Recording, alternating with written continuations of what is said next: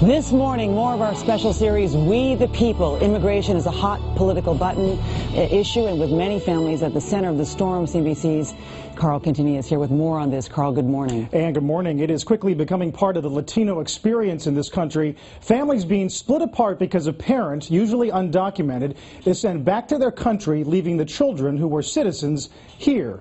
They're called mixed status families, and they've come to symbolize a generation of Latinos chasing the American dream. In so many ways, life in America is a dream come true for Jose Zaragoza. He makes breakfast for his daughter Jasmine, sees her off to school, before going to his job as a truck mechanic in Tulsa.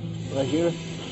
But the dream stops there, because while Jose's been a legal resident of the U.S. for 22 years, his wife Ana came here illegally from Mexico after years of growing impatient waiting for legal status to join him.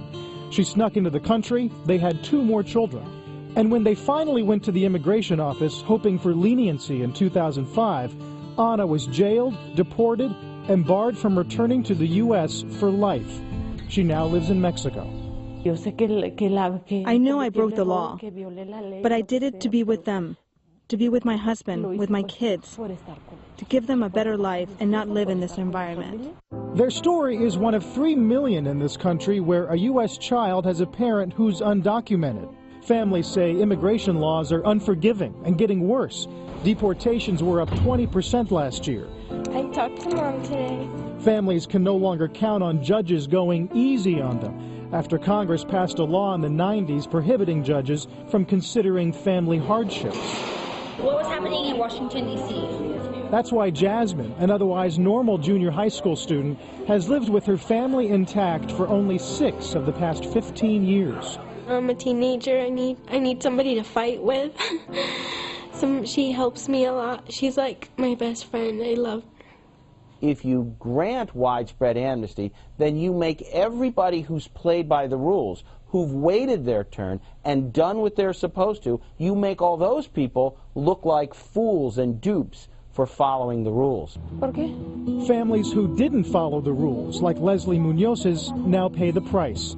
At 19, barely out of high school, she's the head of the household after her parents, Abel and Zulma, were deported 2 years ago. They came to the U.S. legally, bought a home in San Diego, a car, they had it all. But they overstayed their visa and were arrested in a nighttime raid at their home. They were just destroyed.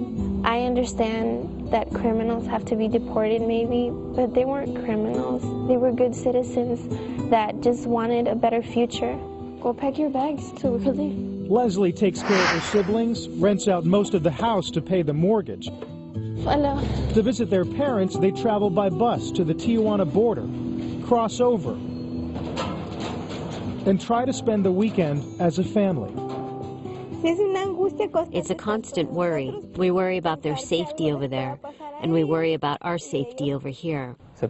We built a castle, and in moments, it all collapsed around us. For now, children like Jasmine, preparing to visit her mom in Mexico, are caught.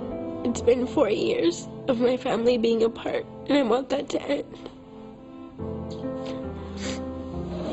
Reaching out for both the American dream and each other. And with the immigration debate raging, many people will say these families simply broke the law. Others will say they made a gamble that only a parent can understand, trying to move their kids somehow, Anne, into the American middle class. All right, Carl Quintanilla, thanks. And Leslie Munoz is here now, along with her brother Marcos and his sister, their sister, Adelena. Good morning to all of you. Good morning. You have to pay the bills. You have to worry about your brothers and sisters. You have to help raise them without your parents. And yet you worry for your parents. Why? Yes, well, it's a constant worry. Not only me, but my siblings. We're very worried about my parents being in Mexico because every time just the criminal status is getting higher and higher. And Adelena, you're just 11.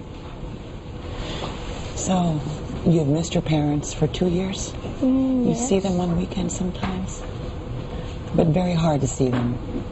Yeah. How much do you miss them, Adelena? A lot, because my mom used to be my best friend. She used to be always in school with me. And Marcos, despite everything, you are an accelerated student. You're 15 years old, and yet you're in a charter school. You're focusing on being such a good student. You know, this, I think it's even tomorrow, yes, there's a meeting of immigration reform scheduled at the White House. President Obama is going to be talking about this issue. What do you want the president to do? What's your message to the president of the United States? Well, if I would have President Obama in front of me, I would tell him, please, you know, put families apart, together, because that's what family means, to show love for each other, and that's what every child wants. Well, thank you so much, all three of you. You're doing a great job with your brothers and sisters, honey. Thank you. We just want our parents back.